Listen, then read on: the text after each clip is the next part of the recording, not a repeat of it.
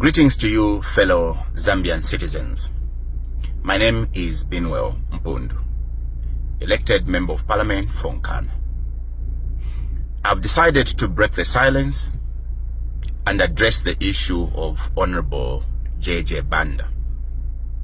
Ordinarily, I do not like to speak about subjects or issues that I have no correct information about, because at any time I like to be very factual. I've been prompted to have this comment because of public pressure. I've seen a number of social media postings where a number of our friends, particularly from the UPND, are suggesting that my silence indicates that there's something that I know. I've seen a number of people who are suggesting I could know the whereabouts of JJ.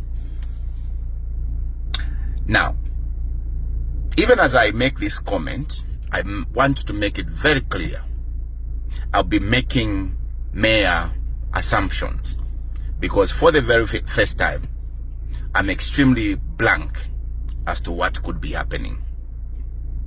Now, those of you who have followed me would know by now that I'm very close to Honorable JJ Banda. JJ has become more than just a friend. JJ has become a brother that I never had. And so it would interest you to know that I'm constantly informed of whatever is happening to JJ. I get updates in the morning. I get updates in the afternoons. I also get updates in the evening. I'm in contact with everyone around JJ, particularly the sisters. So if you like, I've become a part of JJ's family. And so when I speak about an issue relating to JJ, just know that I'm speaking from a position of being very informed. Whether I'm away in Kitwe, whether I am in Mwansabombwe, I would get exclusive updates as to what is happening to JJ. Now, for those of you who have followed the story of JJ, JJ was abducted. I think by now, for those who had doubts, you must have been putting dots together, because JJ did name the people that abducted him. So from the time that JJ was abducted, I think that was somewhere around May, JJ has been in the hands of the state. Okay? He was first in a military facility at Minor Soko, briefly moved to Sikanze Clinic, and in the night he was driven from Sikanze Clinic at the instruction of Officer Yui into Chipata, where officially he was charged on 2 counts. He was charged with the count of aggravated robbery, namely that during the altercation in Vubwi involving a journalist called Sukwa had lost a 200 kwacha, and also his cameras were damaged, or his camera was damaged. So JJ has been charged with aggravated robbery in regards to a 200 kwacha that Sukwa claims to have lost in the process of that altercation, as well as a camera that apparently had belonged to the Post newspaper where Sukwa used to work. The other count that JJ was charged with, or has been charged with, is attempted murder. Now, attempted murder in that Sukwa claims that JJ had threatened to burn Sukwa alive. Now, the attempted murder is contrary to the propaganda that has been pushed for all these years, namely that JJ had urinated in Sukwa's mouth. I think by now, all those of you who had believed the propaganda knows that JJ did not urinate in anyone's mouth. Because if he had done that, today that matter would have been before the courts and he would be charged for that matter. What is before the courts today is that JJ had threatened to burn Sukwa alive, and so is being charged with attempted murder. So, you now do understand that JJ's health has been failing from the time that he was abducted. A few days ago, I think 2-3 days ago, we were informed that JJ had failed ill, and was rushed to the hospital. For those of you who may not be aware, JJ has had trouble with his health. Number one, his underlying condition of epilepsy got aggravated at the time he was in detention when he was abducted, and because of the torture that he went through. So he has had multiple series of seizures. The other complication that surfaced is that of hernia. He developed hernia. Okay? For those of you who understand, is that your intestines will protrude or will come out. On that fateful day when he was taken to the hospital, JJ was expected to undergo a mini operation because he was now bleeding because of the hernia. Facts are that when he was taken into the theater for operation, which lasted for almost 4 hours, the doctors strangely found a blood clot inside the ass. A blood clot. Only God knows how that blood clot came in. But you and me can only conclude that when he was tortured by the abductors, he must have had, sustained serious internal injuries. Now, strangely, this blood clot was pressing on the nerves that runs to the legs. So for some time, JJ has had numb legs from the waist to the knees. Now, we are very lucky that the doctors were able to discover this blood clot, because according to the doctors, if they had not found this clot early enough, JJ would have had a permanent paralysis. His legs would have been paralyzed permanently. So we want to thank those medical personnel who found that blood clot and they were able to release it. By the way, you must know, the fact is that he's had challenges of numb legs, not paralyzed legs, numb legs, from the knees all the way to the waist. So when they attempted to work on the bleeding that JJ experienced, they now found that blood clot and they worked on the blood clot. And I want to believe that they were now supposed to also proceed with the procedure relating to the hernia, which they did not do because of that issue they found of the blood clot. Strangely, yesterday evening, JJ was reported to be missing, I think around 22 hours. Immediately that issue happened, when JJ was found missing, I was alerted quickly by the relatives, and as I was always done, I made the public aware that JJ was missing. At this stage, let me just make this conclusion. There are two things to the issue of JJ. It's either, and I want you to mark that, it's either JJ has run away from lawful custody, in which case I can only suggest that is okay, because nobody can run away from custody and only to go and kill themselves. If indeed JJ has escaped from lawful custody on his own accord, then we can all conclude that JJ is okay, because obviously he can't run away only to go and kill himself. But if JJ did not run away on his own, then we can fear the worst. Because remember, JJ was in the custody of the correctional officers, and in the hospital, as told by Honorable Jack Mwimbu, he was being guarded by 5 officers. And he was on the 2nd floor of the Chipata hospital. So these two scenarios, you must critically analyze them. If JJ has escaped on his own, then we can all be happy, we can all conclude that he's okay. But if JJ did not run away, then a lot of questions can be asked as to where is he exactly and who has taken him. Because for all we know is that JJ is supposed to be in the hands of law enforcement, officers, the correctional officers, as well as the Zambia police. Interestingly, Honorable Jack Mwimbu yesterday gave a press statement, in which statement he confirms these facts, namely that JJ was unwell, that JJ had an issue of hernia and was taken into hospital and was worked on by the medical practitioners. He further goes on to state The minister further goes on to state that JJ was, the medical practitioners had prescribed a remedy, namely that JJ must be sitting in salty water. So at least we can now all conclude that JJ was not faking his illness.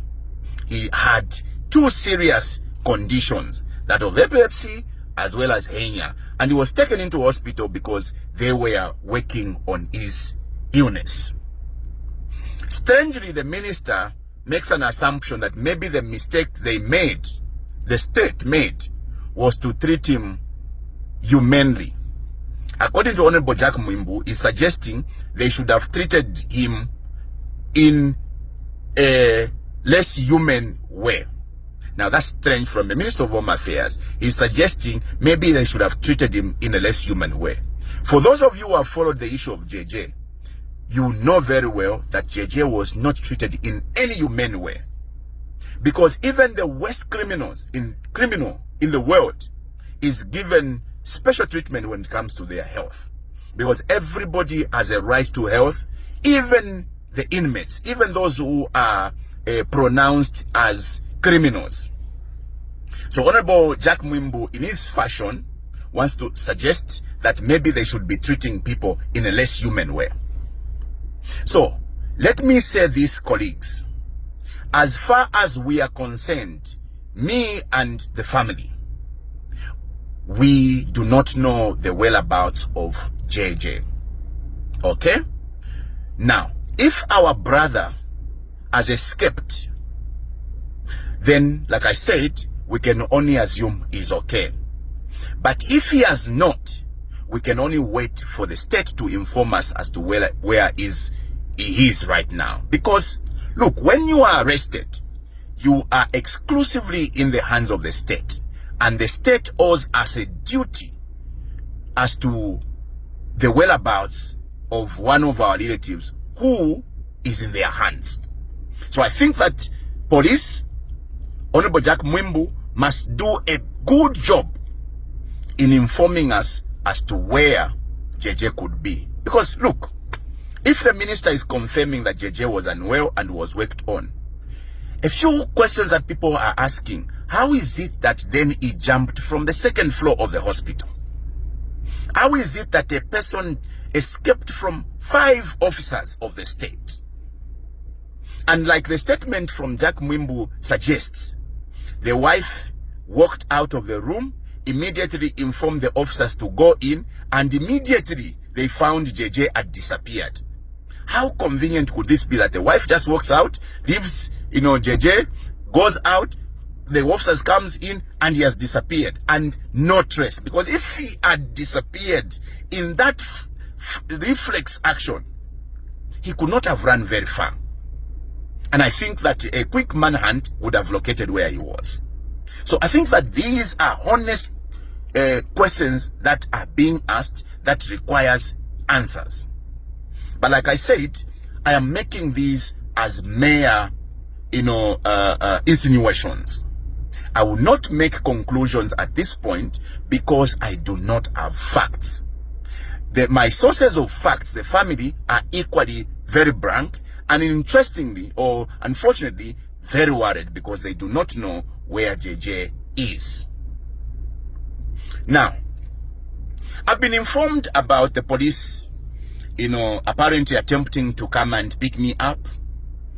God knows for what. Apparently in Zambia, it has become a crime that if you are close to somebody, if you're going to speak about a friend, it becomes a crime. It means that you are colluding in whatever your friend could be doing. Unfortunately, that is useless thinking. I have a duty as a friend, as a brother, to inform the nation as to the happenings of JJ. Even if I'm going to inform you in a split second when an act happens, it is a duty. In this case, the duty to protect and to look after the whereabouts of JJ lies in the hands of the state.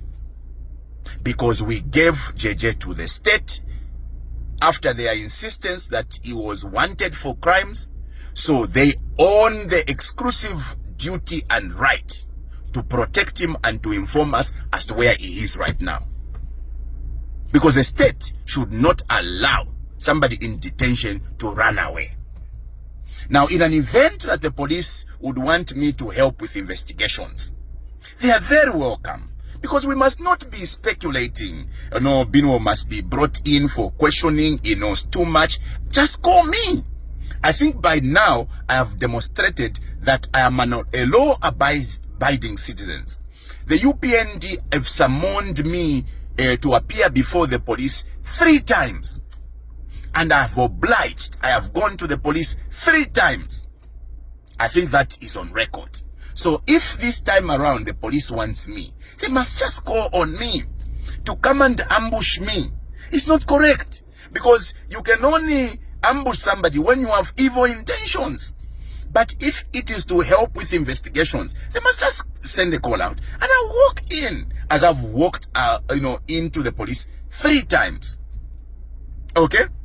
But to continue suggesting that we must not have friends, or we must be labeled, accomplices by virtue of being friends, come on, it can only be a laughable matter. But this is a serious matter.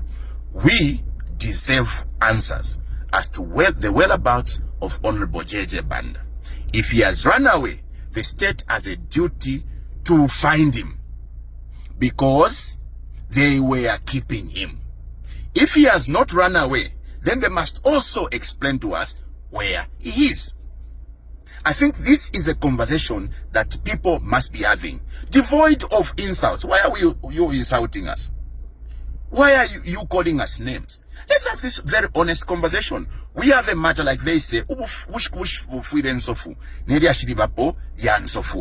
have this conversation. Colleagues, I'd wanted to keep quiet until I have facts, but I am prompted to speak about this because I have seen a build-up of speculations. So I thought I must give this, comment, so that now I leave up to you to make your own judgment as to what seems to be making sense. Because according to us, it is not making sense that a man who was on a hospital bed, confirmed by the minister that he was unwell and was worked on by, medical personnel, over a condition of hernia, a confirmation that he had a clot in his anus. You and me can only ascertain or conclude that JJ was unwell. How then he jumped from the 2nd floor and was still able to run away in split minutes? Only you and me can continue to speculate, but we deserve answers from the state. So the minister and the police would do well to give us something close to what would make sense, and not what we are getting so far. Fellow citizens, I thank you. I leave up to you now to make your own judgment and your own conclusion. Let's for once have a very mature and honest conversation. The life of Honorable JJ Banda is on the line. Unless he has run away, in which case we can only conclude it's okay. And I would not support JJ to run away, because he would be confirming himself guilty. But people run away sometimes because of not having confidence in the justice system. I've seen Tayali running away. I've seen Kaiser Zulu running away. But I would not advise anybody to run away, because when you run away, you put yourself in a precarious situation. Okay? Even though I would want to agree with some people, I've seen a lot of comments who are suggesting if he has run away, because they would have killed him. Even that for me is not the solution. But we can only speculate. That is why we want to say, if JJ has run away, we hope to hear from him. But if he hasn't run away, the state owes us an explanation. Thank you very much. Enjoy your evening.